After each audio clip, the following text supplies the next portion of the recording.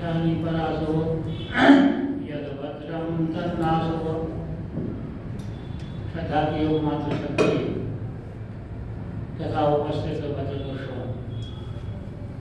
सर्वप्रथम तो मैं प्यारी बेटी ऋषिका को उसके जन्मदिवस की बहुत बहुत बधाई देता हूँ, शुभकामनाएं देता हूँ, आशीर्वाद देता हूँ। समय नहीं है, एक मैथिली शरण की एक पंक्ति मैं तुमको समर्पित करता हूँ कि चलो अभीष्ट मार्ग में सहर्ष खेलते हुए, रोते जीतते नहीं, चलो अभीष्ट मार्ग में सहर्ष खेलते हुए विपत्ति विघ्न जो पड़े उन्हें ढकेल दे। कल 6 मार्च है और 6 मार्च को पंडित लेखराम जी का जो है वो निर्वाण दिवस है, बलिदान दिवस है। तथा उसके बाद उसके अगले दिन जो है हमारे भारतीय संस्कृति का एक अद्भुत पर्व होली का है। तो सबसे पहले मैं अपनी बात एक लेखराम से की बात को शुरू करते हुए एक अपनी पंक्ति की कविता की 2 पंक्तियों से शुरू करता हूँ जो आर्य समाज के संबंध में मैंने लिखी थी, आर्य समाज का इतिहास लिखा था। उसी की 2 पंक्तियाँ हैं। ये है मेरा आर्य समाज मानव जाति का सरदार, इससे प्यार मुझको। ये है मेरा आर्य समाज मानव जाति का सरदार, इससे प्यार मुझको।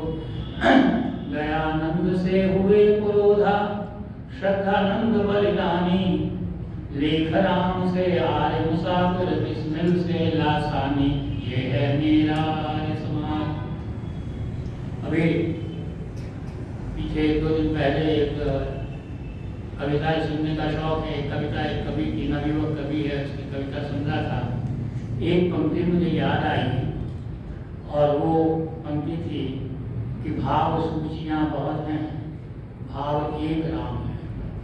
वास्तव में भाव आज के संसार के अंदर भावों का जो है, भावों का बहुत प्रभाव होता है। वास्तव में संसार में भाव ही शासन करते हैं।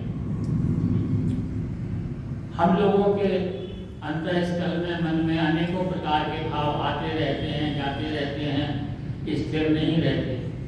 लेकिन कुछ मनुष्य ऐसे होते हैं जिनके मन में जो भाव आते हैं वो स्थिर रहते हैं, उनको वो गंभीरता से ग्रहण करते हैं, गंभीरता से उनका विचार करते हैं। और जो भाव, जो वो विचार उनके अंतःस्थल के ऊपर आघात करते हैं, तो उन भावों के आधार पर वो अपने जीवन को आगे बढ़ाते हैं और अपने जीवन को इस प्रकार से आगे बढ़ाते हैं कि वो समाज के अंदर एक क्रांति करते हैं, वो नया इतिहास रचते हैं। यह बात अलग है कि वो भाव, वो विचार कहाँ तक सही हैं या कहाँ तक गलत हैं, ये अलग बात है। लेकिन वो उन भावों, उन विचारों के ऊपर दृढ़ रह करके आगे बढ़ते हैं। जैसे ईसा मसीह हुए, मोहम्मद साहब हुए, महात्मा बुद्ध हुए, महर्षि दयानंद हुए। तो इन लोगों ने जो क्रांति करी, इतिहास रचा, तो इनके भावों से, इनके विचारों से प्रेरित होकर के इनके अनुयायी बने। और उन अनुयायियों में कुछ अनुयायी ऐसे थे जिन्होंने अपना संपूर्ण जीवन इनके लिए जो है समर्पित कर दिया। जैसे ईसा मसीह के लिए पीटर का नाम आता है, मोहम्मद साहब के लिए हसन हुसैन अली का नाम आता है, महात्मा बुद्ध के लिए अंत का नाम आता है। इसी प्रकार महर्षि दयानंद के जो शिष्य थे, जिन्होंने अपना जीवन समर्पित कर दिया महर्षि दयानंद के विचारों के का प्रसार और प्रचार करने के लिए, उनमें स्वामी श्रद्धानंद जी और धर्मवीर पंडित लेखराम जी और गुरुदत्त विद्यार्थी, लाला लाजपत राय आदि नाम जो है प्रमुखता से आते हैं। उन्हीं में से एक हुए धर्मवीर पंडित लेखराम जी।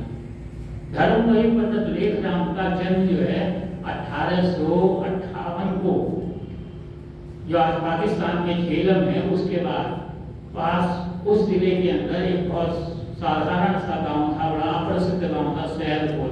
वहां पर एक ब्राह्मण परिवार के अंदर जो है वो उनका जन्म हुआ।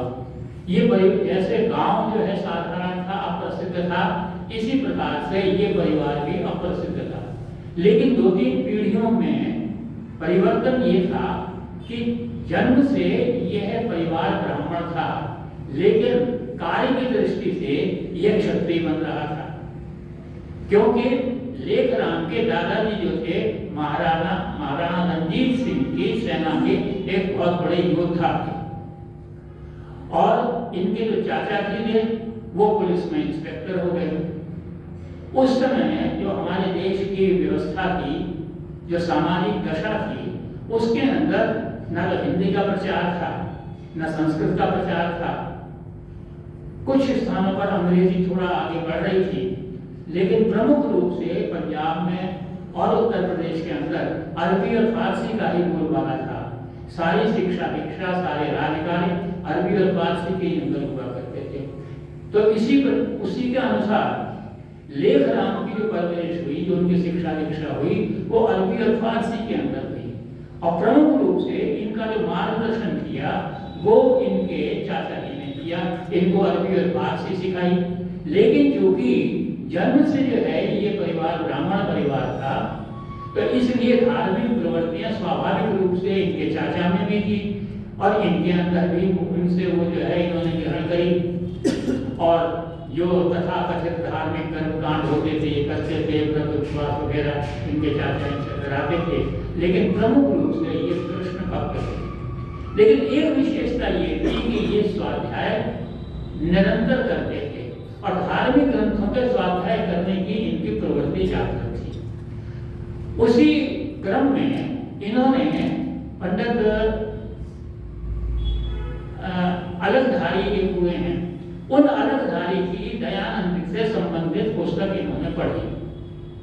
वो जो दयानंद का चरित्र, दयानंद के सिद्धांत मंतव्य इन्होंने पढ़े, तो ये सारे कर्मकांडों से दूर होकर के उन सिद्धांतों की ओर अग्रसर हुए। लेकिन वहां पर इतिश्री नहीं हुई, वो कन्हैया लाल अलगधारी की पुस्तक से ही काम प्रारंभ हुआ। फिर उन्होंने खोज की और महर्षि दयानंद के द्वारा जो लिखित साहित्य था, उस साहित्य को इन्होंने जो मंगवाया और उस साहित्य को पढ़ा। पढ़ने के बाद ये पूरी तरह से इनका मस्तिष्क जो है वो आर्य विचारधारा से आप्लावित हो गया। इधर उस समय बाल विवाहों की प्रथा थी, इनके विवाह के विषय में भी इनके परिवार ने विचार किया, तो इन्होंने स्पष्ट रूप से कह दिया कि मैं विवाह अभी नहीं करूंगा। और इनके चाचा ने इनको पुलिस के अंदर इनकी नौकरी लगा दी। अब पुलिस का राजकीय कार्य, उसकी विधा अलग होती है, धार्मिक व्यक्तियों की धारणाएं अलग होती हैं, लेकिन ये दोनों बातों को साथ ले लेकर के चले। लेकिन आर्य समाज से ये पूरी तरह से प्रभावित हो चुके थे और आर्य समाज का कार्य करना भी इन्होंने प्रारंभ कर दिया। और फिर इनका ट्रांसफर होता चला गया। इनका ट्रांसफर हुआ पेशावर। पेशावर मुस्लिम बहुल इलाका है, उसके अंदर इन्होंने अपने 5 साथियों के साथ आर्य समाज की स्थापना की। इधर इनका प्रमोशन हो गया, पदोन्नति होती गई और ये सार्जेंट मुंशीराम के नाम से जो है विख्यात होने लगे। फिर इन्होंने मन में आया, क्योंकि बहुत ज्यादा आकृष्ट हो चुके थे कि मैं महर्षि दयानंद के दर्शन करूं, इन्होंने अपनी राजकीय सेवा से 1 महीने की छुट्टी ली और पेशावर से अजमेर चल दिए। स्वामी जी उस समय अजमेर विरासते थे। उस समय आजकल के यातायात के साधन नहीं थे, बहुत ही कष्टप्रद जो है यात्राएं उस समय हुआ करती थी। बहुत लंबी यात्रा थी, थकान से भरी हुई थी। लेखनाथ जी ने एक स्थान पर लिखा है कि जब मैं पेशावर से अजमेर चला, रास्ते में बहुत ज्यादा परेशानी हुई, थकान हुई, मैं एक तरीके से ढल गया, लेकिन जैसे ही अजमेर पहुंचकर मैंने महर्षि दयानंद के दर्शन किए, उनका तेज और ओजपूर्ण चेहरा मैंने देखा, मेरी सारी थकान तुरंत जो है समाप्त हो गई। और वहां केवल दर्शन करने नहीं गए, बल्कि प्रकृति, आत्मा और परमात्मा के संबंध में जो शंकाएं थी, उन शंकाओं को जो है इन्होंने दूर किया। उनका आशीर्वाद लेकर के यह जो है वापस चलने लगे। तो महर्षि दयानंद ने इनसे कहा कि देखो 25 वर्ष से पहले कभी भी विवाह नहीं करना चाहिए। इन्होंने विवाह नहीं किया और फिर इन्होंने 36 वर्ष ब्रह्मचर्य का पालन करके विवाह किया। इधर आए तो पूरी दुगनी तिगनी गति से जो है आर्य समाज का कार्य करने लगे।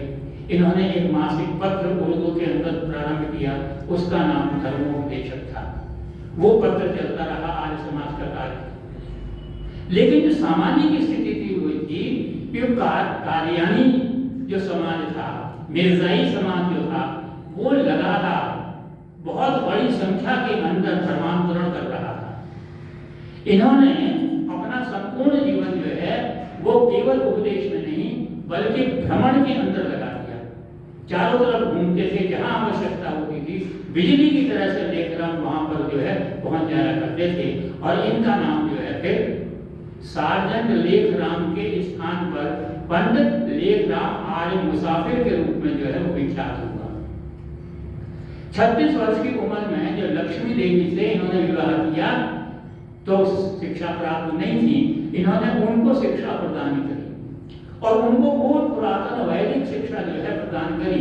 और वो उनको जहां कहीं जाते उपदेशक का कार्य करते थे आर्य सभा के अंदर, अपनी पत्नी को साथ ले जाते थे और वो कहते थे मेरी यह हार्दिक इच्छा है कि मेरी पत्नी भी जो है वो एक सक्रिय आर्य समाज की जो है उपदेशिका बने।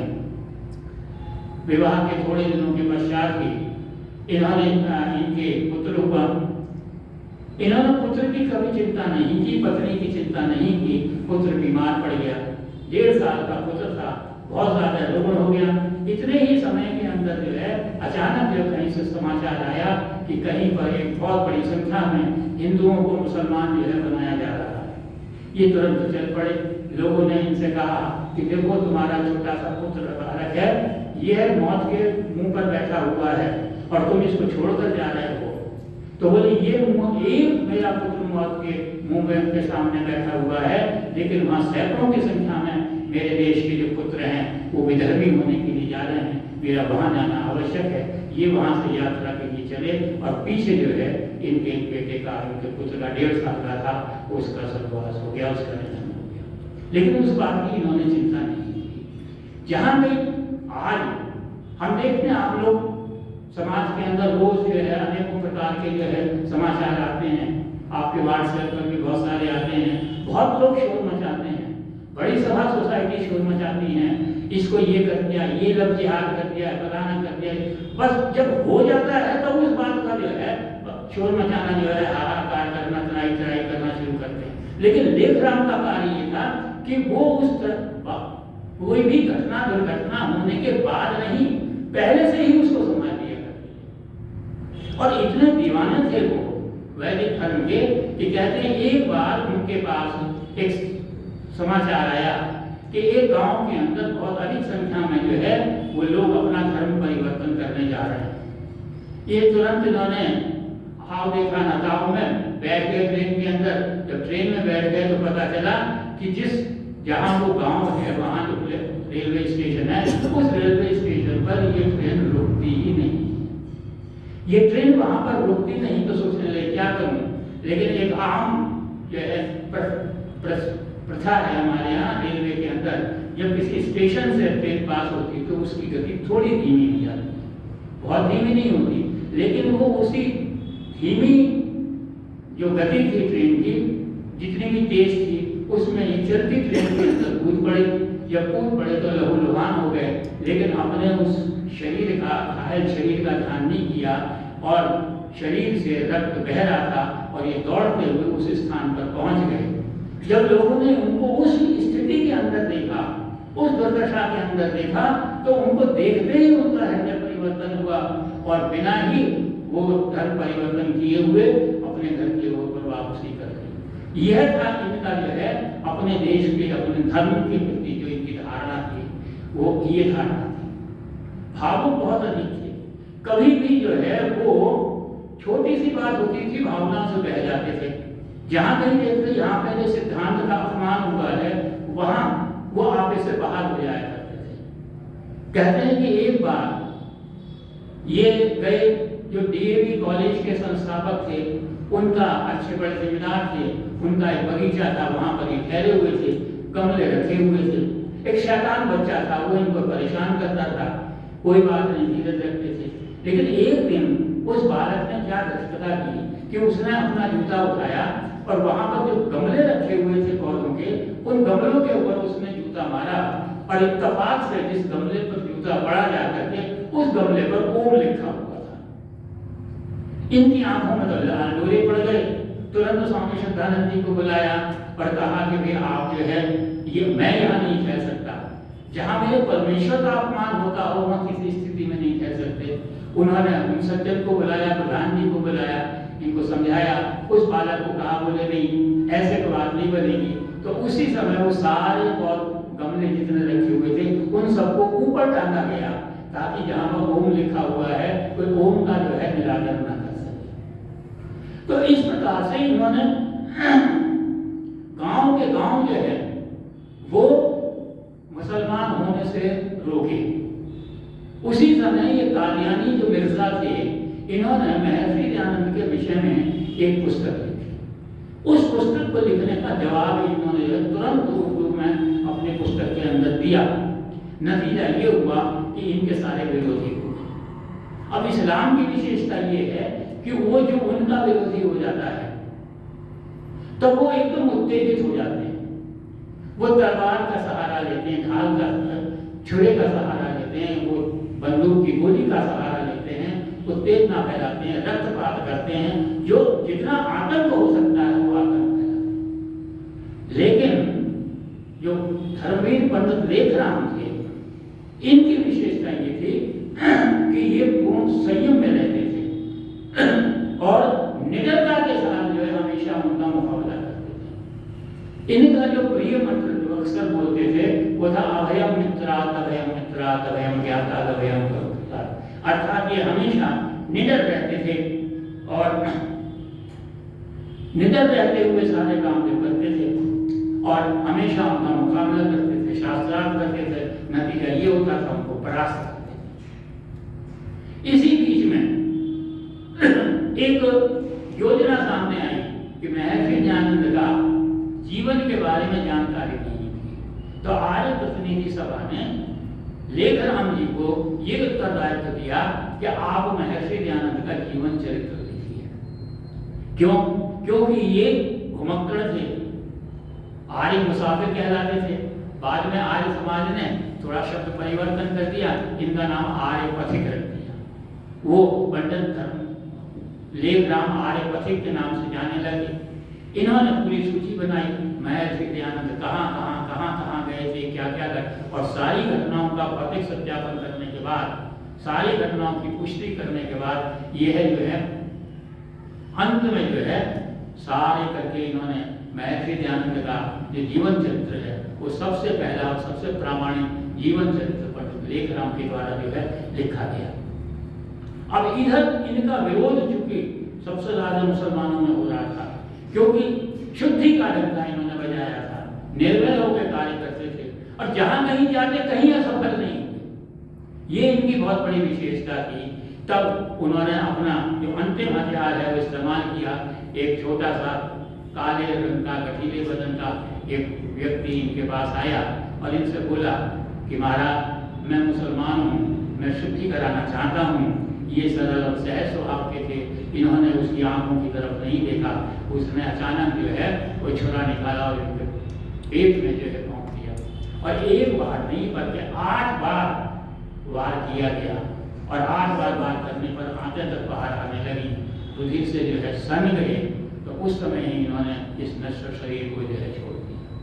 किसी कवि ने उनके अंतिम समय का जो क्षण का वर्णन है वो 4 पंक्तियों में लिखा है। क्या चिकित्सा की चली और शूल से गढ़ते रहे, प्राण तन को त्यागने की चाल पर चलते रहे, प्रेम पूरित शब्द मुख से अंत न बढ़ते रहे, धर्म को धर ध्यान में गुरु मंत्र को पढ़ते रहे, चल बसे परलोक में तजकाय पंडित लेखराम, तर गए जगदीश के गुणगाय पंडित लेखराम। और इस प्रकार से यह जो है पंडित लेखराम के स्थान पर रक्त साक्षी लेख राम आज मुसाफिर के नाम से आज भी हमको श्रद्धा। तो हमारा ये कर्तव्य होता है कि जो भी हमारे महापुरुष हुए हैं, क्योंकि कहा गया है हमें कि एक तत्वेश प्रसूतस्य सकाशात् जन्मनः स्वं स्वं चरित्रं शिक्षेरं पृथिव्यां सर्वमानवः, कि हमारे देश में जो पैदा हुए हैं महापुरुष, उन्होंने अपने जीवन से सारे मानव समाज का दर्शन किया, सारे मानवों को शिक्षा प्रदान की है। अंग्रेजी का कवि भी कहता है, lives of great man all remind us we can make our life sublime. महापुरुषों के जीवन हमको याद दिलाते हैं कि हम भी अपने जीवन को शुद्ध और पवित्र करें, इनके जन्मदिन पर, इनके बलिदान के ऊपर। और इनके बलिदान के बारे में किसी उर्दू के शायर से मैं अपने लेख राम के संबंध में जो श्रद्धांजलि है उसको अर्पित करता हूँ कि शहीदों का खुशी से हंसते हंसते सर कटा देना, धर्म की जिंदगी के वास्ते खुद को मिटा देना, वो उनका बागपन, वो सरफरोशी, वो जवामर्दी हमें वाजिब नहीं है। अपने शहीदों को बुला लेना और हम उनसे जो है प्रेरणा प्राप्त करें और अपने जीवन को उन जैसा जो है बनाने का प्रयत्न करें। देश और धर्म की रक्षा के लिए अपने जीवन को आगे बढ़ाएं। अब दूसरी बात पर आता हूँ और उस बात को भी मैं एक अपनी कविता की ही 2 लाइनों से शुरू करता हूँ कि ये है मेरा हिंदुस्तान, मेरे सपनों का जहान, इससे प्यार मुझको सुंदर सुंदर ऋतुएं इसकी धूम मचाते मौसम, सुंदर सुंदर ऋतुएं इसकी धूम मचाते मौसम, रंग बिरंगे पर्वों में 7 सुरों के सरगम, ये है मेरा हिंदुस्तान, मेरे सपनों का जहां, इससे प्यार मुझको। हमारे देश की सबसे बड़ी विशेषता ये है कि जितने मौसम, जितने ऋतुएं हमारे देश में होती हैं उतनी कहीं नहीं होती, और वो उन ऋतुओं की भी, वो भी अपने आप में अद्भुत हैं, अनुपम है।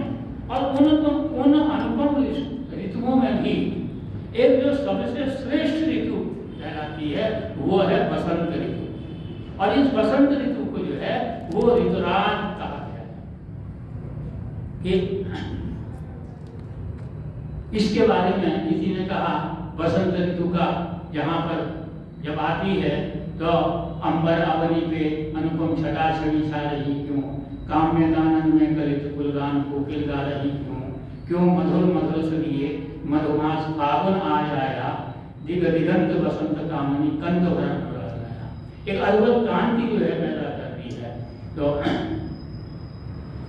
इसके संबंध में और अनेकों कवियों ने चर्चा, समय तो है नहीं, तो यह वास्तव में इस ऋतु के अंदर जब की बहार छाती है, पूरी प्रकृति जो है वो पूरे अपने यौवन के ऊपर होती है। उस समय वेद हमको संदेश ये देता है कि हमें प्रकृति से मित्रता करनी चाहिए।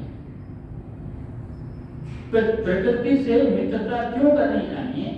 क्योंकि प्रकृति 5 अवयवों से मिलकर के बनी है और हमारा शरीर भी 5 अवयवों से मिलकर बना है। और यही जब हम इस नश्वर शरीर को छोड़ देंगे तो फिर वो 5 तत्व प्रकृति के 5 तत्वों के अंदर विलीन हो जाएंगे। इसलिए हमको प्रकृति के साथ मित्रता करनी चाहिए, प्रकृति के साथ प्रेम करना चाहिए। और इस समय प्रकृति अपने पूर्ण यौवन पर होती है। हम अगर वसंत ऋतु के बारे में देखें तो उसके अंदर देखेंगे कि पेड़ों के अंदर, पौधों के अंदर नए नए कोपल जो है, नए नए पत्ते आने शुरू हो जाते हैं, चारों तरफ रंग बिरंगे फूल खिलने शुरू हो जाते हैं और विशेष रूप से पीलापन जो है यहाँ प्रमुखता रहता है। खेतों के अंदर पीली सरसों की चादर बिछी होती है। हम अगर वनों में जाएं, क्यारियों में जाएं तो वहां पर पीले रंग के फूल हमको दिखाई देते हैं। और इसीलिए हमारे यहाँ, हमारी संस्कृति के अंदर पीले रंग को जो है अधिक महत्व दिया गया है, क्योंकि पीला रंग जो है एक तरफ जहाँ सात्विकता का प्रतीक है, वहां दूसरी ओर यह क्रांति का भी प्रतीक है। एक कवि ने लिखा है ना कि अक्सर वो एक फिल्मी गाना है कि मां रंग बसंती चोला। जब कोई प्रयाण के ऊपर जाता है, जब कोई प्राण न्यौछावर करने के लिए जाता है, तब गाता हुआ जाता है मां मेरा रंग बसंती चोला। और इधर जहाँ सात्विक की बात करते हैं, जहाँ सादगी की बात करते हैं, सच्चाई की बात करते हैं, वहाँ पर भी हमारा ये गेरुआ रंग जो है हमें जो है संदेश देता है। इसीलिए हमें राष्ट्र ध्वज के अंदर भी गेरुए रंग को जो है प्रमुख स्थान जो है मिला हुआ, सबसे ऊपर जो है इसको स्थान दिया गया। तो यह जो अद्भुत प्रकृति, अनुपम प्रकृति जो है, यह हमको संदेश देती है और हमें इसके साथ मित्रता करनी चाहिए। लेकिन होता क्या है, हमारी धारणा बदल चुकी और हमारी धारणा क्या होगी, हम प्रकृति पर विजय प्राप्त करने के लिए चल, और विजय प्राप्त करने के लिए चल रही है तो हमारा अहंकार इतना ज्यादा बढ़ गया कि एक देश जो है वो घोषणा करता है मैं 2000 किलोमीटर दूर के जो है मिसाइल बना दिया, 2000 दूर जो है प्रकृति को नष्ट कर दूंगा। दूसरा देश उसके मुकाबले में फिर घोषणा करता है मैं 3000 किलोमीटर दूरी पर मार करने वाले मिसाइल बना चुका हूं, मैं 3000 किलोमीटर दूर तक की प्रकृति को जो है नष्ट कर दूंगा, समाप्त कर दूंगा। तो जहां यह बात होती है तो प्रकृति भी फिर अपना विकराल रूप धारण कर लेती है। और अभी आपने देखा पिछले 2 वर्षों के अंदर प्रकृति ने के अंदर एक छोटा सा अदृश्य इतना अति सूक्ष्म वायरस कोविड जो है वो उसने छोड़ दिया, जिसको हम देख नहीं सके। और ये 2000-3000 किलोमीटर पर प्रकृति को नष्ट करने वाले व्यक्ति एक वायरस को जो है कंट्रोल में, नियंत्रण नहीं ला सके और सारे संसार के अंदर हाहाकार मच गया, त्राहिमाम हो गया। और आज भी हम उससे जो है ग्रसित होकर के उसके जो आफ्टर इफेक्ट्स हैं, उसके बाद के प्रभाव हैं, वो उनको भी हम जो है नियंत्रित नहीं कर पा रहे। क्यों? क्योंकि हमने जो है प्रकृति के साथ मित्रता नहीं करके प्रकृति पर जो है अपना शासन करने का जो है वो ध्यान दिया। हमारा वैदिक संस्कृति क्या कहती है, प्रकृति से मित्रता करो। और प्रकृति से जब प्रकृति पूरी तरह से हरी भरी हो तब उन्होंने हमारे यहाँ जो पर्व दिए गए हैं, अधिकांश हमारे पर्व प्राकृतिक पर्व, और उनके अंदर एक प्रेम का पर्व, एक उल्लास का पर्व, एक उत्साह का पर्व, एक अद्भुत पर्व जो है वो ही नवसृष्टि पर्व। क्या है? इधर मैंने कहा कि प्रकृति पूरी तरह से लहलहा उठती है, पूरी तरह से यौवन के अंदर होती है, उधर साथ ही साथ जो है हमारी फसल भी पक करके तैयार होती है। 2 बार हमारी फसलें पकती हैं तो हमारे यहाँ 2 जो है महापर्व हम मनाते हैं। एक मनाते हैं दिवाली के अवसर पर, जिसको हम कहते हैं शारदीय नवसृष्टि। शारदीय जब उस समय की फसल आती है, सस्य कहते हैं फसल को, जब वो फसल आती है तब हम जो है पर्व मनाते हैं, हम खुशियां मनाते हैं, हम गान गाते हैं। अब एक ये वासंती नवसृष्टि है, यहाँ पर आषाढ़ी या साड़ी फसल आती है, तो दोनों फसलों में जो श्रेष्ठ फसल होती है वो इस समय की होती है।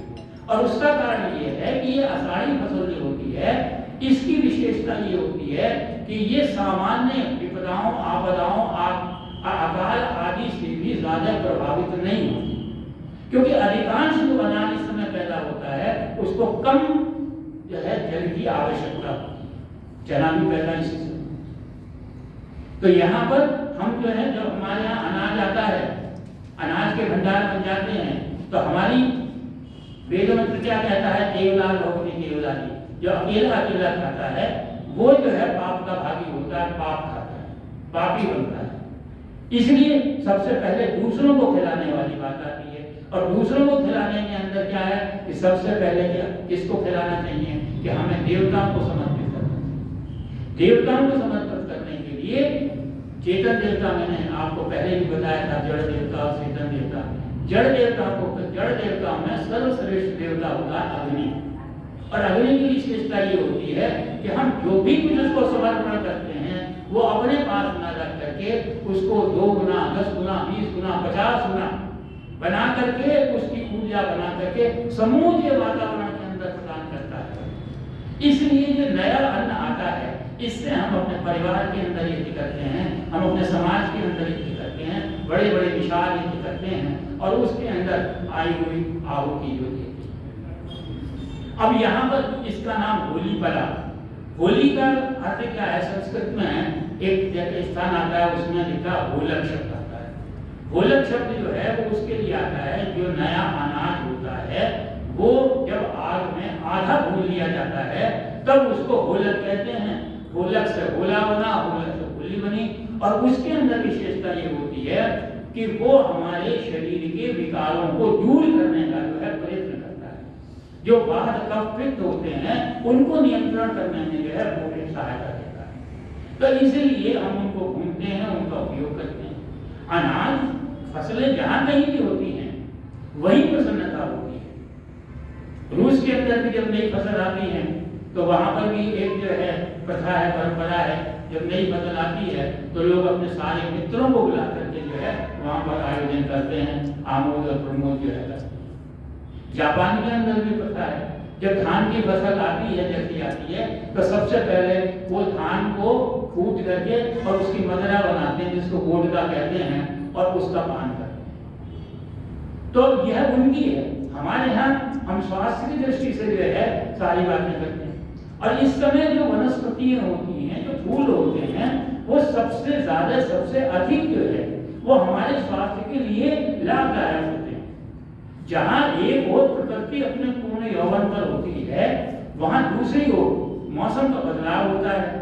जब मौसम वेदर का चेंज होता है, ट्रांजिशन होता है, तो उस समय अनेकों प्रकार की बीमारियां और विशेष रूप से त्वचा की, स्किन की बीमारियां ज्यादा होती हैं। तो इनसे अपने आप को रक्षा करने के लिए हमारे यहाँ परंपरा थी कि हम पुष्पों के रसों को निकाल करके उनके रंग बनाते थे, और विशेष रंग का जो उल्लेख आता है वो टेसु के फूलों का आता है, जिसको पिंशुक कहा जाता है। और ये कहते हैं त्वचा के लिए सबसे ज्यादा लाभदायक होता है, उसका हम जो है करते हैं। लेकिन हम जैसे हर स्थान पर विकृति आदि चली गई, हमारी मानसिकता विकृत हो गई, हमारे कार्य विकृत हो गए, हमने उन रंगों को छोड़ दिया, हमने उन आमोद प्रमोदों को छोड़ दिया, हमने उस आहुति को अर्पण करना छोड़ दिया, और नए नए केमिकल पक्के रंग हमने इस्तेमाल करने शुरू कर दिए।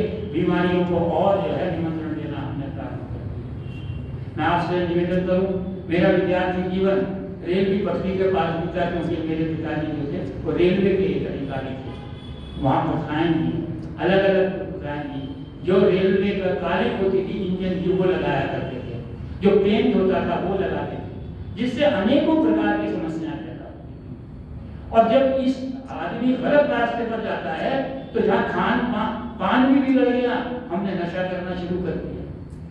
नशा करना जब हमने शुरू कर दिया तो उसका नतीजा क्या हुआ कि हम शिष्टाचार से दूर हो गए, अशिष्ट हो गए, अश्लील हो गए।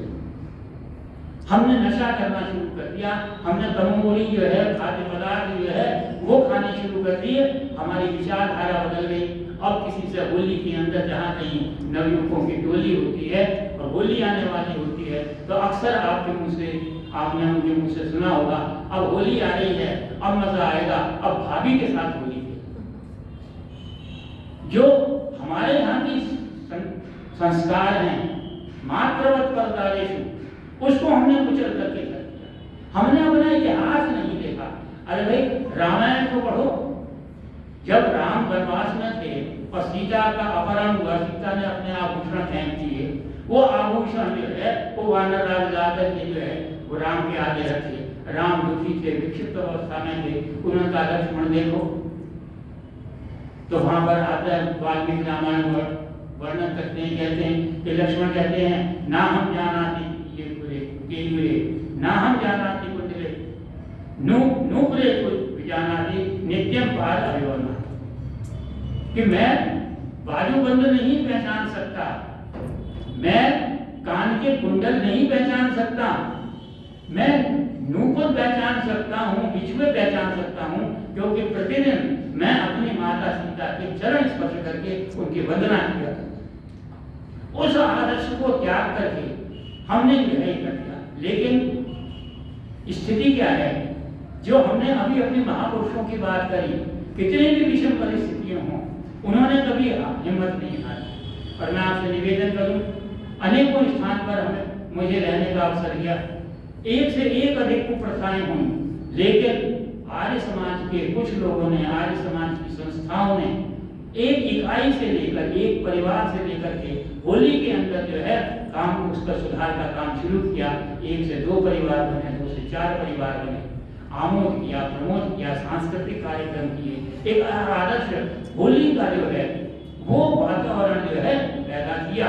और अंत में देखा ये गया, सबने कुरीतियां छोड़ दी, सबने पक्के रंग छोड़ दिए, सबने काली रंग लगाना छोड़ दिए। एक आदर्श जो है वो परंपरा जो है होली की जो है आर्य समाज ने जहाँ जहाँ प्रयास किया वहाँ वहाँ उसको सफलता मिली। तो एक आदर्श होली का झलक कैसी होनी चाहिए। अभी मैंने कुछ दिन पहले एक होली के संबंध में कविता लिखी है, 2-4 लाइनें हैं कि होली कैसी हो, कब समझो होली है। कि होता हवन हो, गाते भजन हो, सुगंधित उपवन हो, तब समझो होली है, तब समझो होली है। देशों के रंग हो, ढब और चंग हो, गीतों का संग हो, तब समझो होली है, तब समझो होली है। खान पान उतना नहीं तो कुछ तो सीख होना चाहिए कि गुजिया की थाली हो, गुजिया निराली हो, ठंडाई की प्याली हो, तब समझो होली है। केसर ठंडाई हो, मेवा मलाई हो, रस और रसमलाई हो, तब समझो होली है। प्रीति का रंग हो, मन में उमंग हो, तन में तरंग हो, तब समझो होली है। और इसी होली के दिन एक घटना घटी हमारे देश के अंदर कि हमारे देश के बांग्ले सिपाही गए और शत्रु के स्थान को ध्वस्त करके वापस आ गए। एक वहां रह गया और वो एक सेना नायक हमारा होली के दिन ही बाघा बॉर्डर से उसने पुनः जो है भारत के अंदर प्रवेश किया और उसका नाम था, अब को याद होगा, अभिनंदन। तो प्रीति का रंग हो, मन में उमंग हो, तन में तरंग हो, तब समझो होली हो। जीता अभिनंदन हो, वीरों का वंदन हो, दुष्टों का क्रंदन हो, तब समझो होली हो। उड़ता गुलाल हो, मस्ती की चाल हो, कोई ना मलाल हो, तब समझो होली है। आपस में प्रीति हो, जीवन संगीत हो, मिलने की रीत हो, तब समझो होली है, तब समझो होली है। आइए हम सब मिलकर के एक आदर्श होली के वातावरण का निर्माण करें और आप सबको इस नव संश्रेष्टि पर्व और होली का जो महापर्व है इसकी बहुत बहुत शुभकामनाएं। आप सब आनंद के साथ आदर्श होली जो है अपने घरों में, अपने परिवार में, अपने समाज में